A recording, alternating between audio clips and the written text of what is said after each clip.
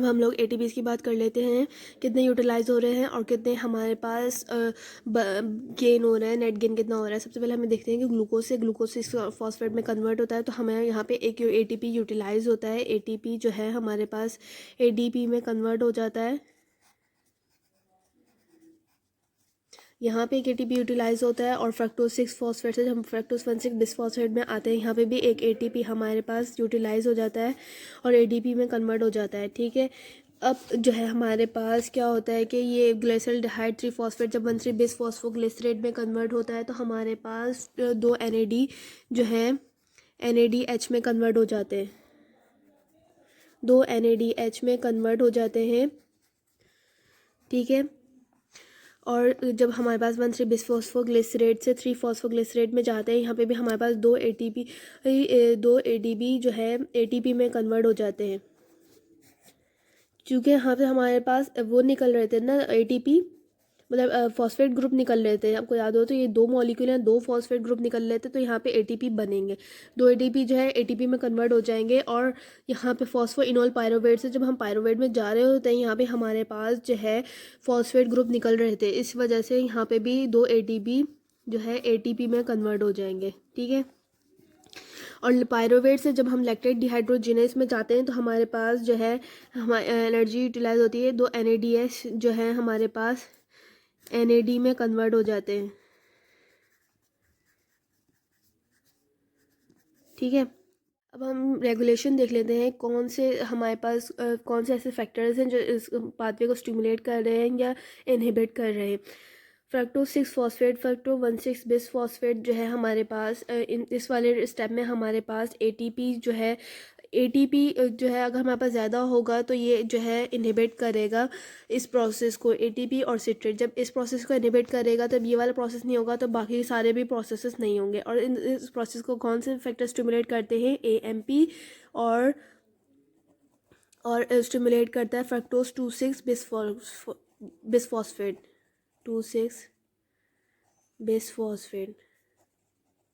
ठीक है, और हमारे जब हम ग्लाइसरॉल्डिहाइड 3 फॉस्फेट से जब हम कन्वर्ट हो रहते हैं 1,3 बिसफॉस्फोग्लिसरेट में, तो यहाँ पे हमारे पास आयोडो एसीटेट जो है इनहिबिट करता है इस प्रोसेस को। आयोडो एसीटेट, अगर हमारे पास आयोडो एसीटेट इनहिबिट कर देगा तो ये वाले रिएक्शन नहीं होंगे, तो मतलब नीचे के भी रिएक्शन नहीं होंगे। ठीक है, अब हमारे पास एक और है इस स्टेप में फॉस्फोइनोल पायरोवेट से हम लोग पायरोवेट में जा रहे होते हैं। यहाँ पे जो है हमारे पास फ्लोराइड जो है इनहिबिट करता है, ये इस प्रोसेस को फ्लोराइड इनहिबिट करता है। हमने देखा कि तीन जगह पे हमारे पास रेगुलेशन हो रही होती है।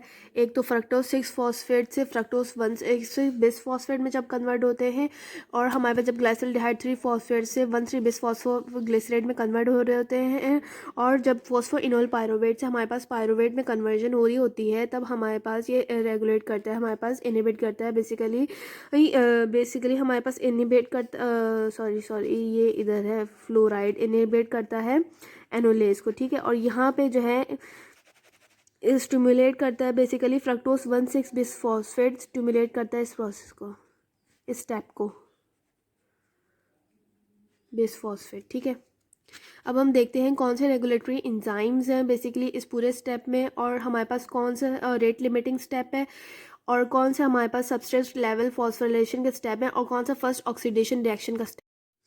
रेगुलेटरी इंजाइम्स की बात कर लेते हैं, इस पूरे पाथवे में कौन कौन से रेगुलेटरी इंजाइम्स हैं, फिर हम इसकी बाद में कैलकुलेशन करते हैं ATP की। सबसे पहले हम देखते हैं रेगुलेटरी इंजाइम कौन कौन से हमारे पास। ये ग्लूकोकाइनेस, ये जो है हमारे पास रेगुलेटरी इंजाइम है। ठीक है, और इसमें हमारे पास फॉस्फोफ्रक्टोकाइनेस जो कि हमारे पास फ्रक्टोज 1,6 फॉस्फेट और फ्रक्टोज 1,6 बिसफॉस्फेट फॉस्फोफ्रक्टोकाइनेस, और हमारे पास तीसरा इंजाइम है पायरुवेट काइनेस। कौन सा रेगुलेटरी इंजाइम है हमारे पास? हेक्सोकाइनेस, ग्लूकोकाइनेस, फॉस्फोफ्रक्टोकाइनेस और पायरोवेट काइनेस। ठीक है, अब ये जो तीन है ना, इनको कौन रेगुलेट करता है? बेसिकली इन तीनों को जो है हमारे पास इंसुलिन स्टिमुलेट करती है और ग्लूकागॉन जो है इनहिबिट करता है। अब यहाँ लिख देती हूँ मैं, इंसुलिन जो है, इंसुलिन इन प्रोसेस को स्टिमुलेट करता है और ग्लूकागॉन इनको इनहिबिट करता है। ठीक है, अब हम बात कर लेते हैं रेट लिमिटिंग स्टेप की। रेट लिमिटिंग स्टेप हमारे पास रेट लिमिटिंग स्टेप की बात कर लेते हैं। हमारे पास फ्रक्टोज 6 फॉस्फेट से फ्रक्टोज 1,6 बिस फॉस्फेट में जब हम कन्वर्ट होते हैं, ये वाला जो रिएक्शन है हमारे पास, ये है हमारे पास रेट लिमिटिंग स्टेप कह लें इसे। ये रेट लिमिटिंग स्टेप है हमारे पास, ठीक है। हम बात करते हैं जो फर्स्ट ऑक्सीडेशन रिएक्शन की। फर्स्ट ऑक्सीडेशन रिडक्शन रिएक्शन हमारे पास, इसमें ग्लाइसिल्डिहाइड 3 फॉस्फेट से जब हम 1,3 बिस फॉस्फेट ग्लिसरेट में कन्वर्ट होते हैं, ये वाला रिएक्शन हमारे पास है first oxidation reaction, first oxidation reduction reaction, ठीक है। FOR first oxidation reduction reaction, ठीक है। और हमारे पास जो सबस्ट्रेट लेवल फॉस्फोराइलेशन के हमारे पास दो स्टेप्स हैं यहाँ पे। बेसिकली हमारे पास 1,3 बिस फॉस्फोग्लिसरेट 3 फॉस्फोग्लिसरेट, ये वाला रिएक्शन जो है हमारे पास, ये है सबस्ट्रेट लेवल फॉस्फोराइलेशन। 1,3 बिस फॉस्फोग्लिसरेट से जब हमारे पास कन्वर्जन हो रही है तो 3 फॉस्फोग्लिसरेट में ये वाला रिएक्शन, और ये फॉस्फो इनोल पायरुवेट से जब हम पायरुवेट में जा रहे होते हैं, ये दोनों रिएक्शन हमारे पास सबस्ट्रेट लेवल फॉस्फोराइलेशन रिएक्शन कहलाते हैं। सबस्ट्रेट लेवल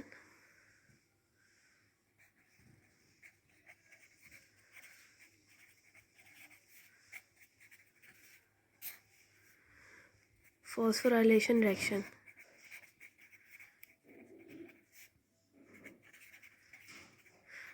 ने इस पूरे पाथवे में 3 स्टेप्स देखे जो अक्सर तौर पे पूछे जाते हैं कि हमें बताएं कि ग्लाइकोलाइसिस में कौन सा रेट लिमिटिंग स्टेप है, रेट लिमिटिंग स्टेप है, या फर्स्ट ऑक्सीडेशन रिडक्शन रिएक्शन कौन सा है, और हमारे पास सबस्ट्रेट लेवल फॉस्फोराइलेशन के कौन कौन से रिएक्शंस हैं। Rate limiting step, committed step, control point, ये सब जो है, ये सारे रिएक्शन जो है हमारे पास फ्रक्टोज 6 फॉस्फेट से फ्रक्टोज 1,6 बिस फॉस्फेट है। और फर्स्ट ऑक्सीडेशन रिएक्शन में हमारे पास ग्लाइसिल 3 फॉस्फेट से जब हम 1,3 बिस फॉस्फोग्लिसरेट में कन्वर्ट होते हैं, तो ये वाला जो रिएक्शन है वो फर्स्ट ऑक्सीडेशन रिडक्शन रिएक्शन है।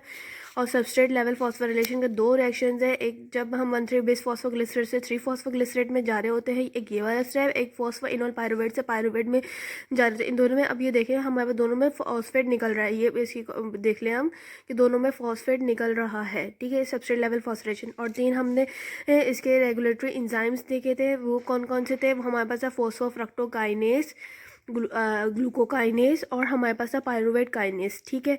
अब हम हम ATP की कैलकुलेशन कर लेते हैं। यहाँ पे तो हमारे पास ATP यूटिलाइज हो रहे थे, मतलब ATP ADP में कन्वर्ट हो रहा था, लेकिन हमारे पास इसके नीचे वाले में पार्ट में हमारे पास एक NADH हमें मिल रहा था और 2 ATP, और यहाँ पे 2 ATP, मतलब 4 ATP हो गए हमारे पास, हमें 4 ATP मिल रहे हैं और 2 NADH, ठीक है।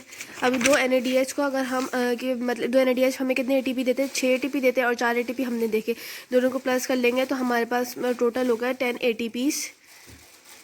ये टोटल 10 ATPs हमें मिल रहे हैं एरोबिक ग्लाइकोलाइसिस से। लेकिन अगर हम नेट ATP की बात करेंगे तो नेट ATP में हमारे पास क्या होगा कि जैसे हमारे पास इसमें से 2 ATP माइनस हो जाएंगे, कि हमारे पास 2 ATP यूटिलाइज हो रहे थे इस वाले रिएक्शन में, ATP कन्वर्ट होते हैं ADP में, 2 ATP हम माइनस कर देंगे, इसमें से 2 ATP माइनस करेंगे तो हमारे पास जो है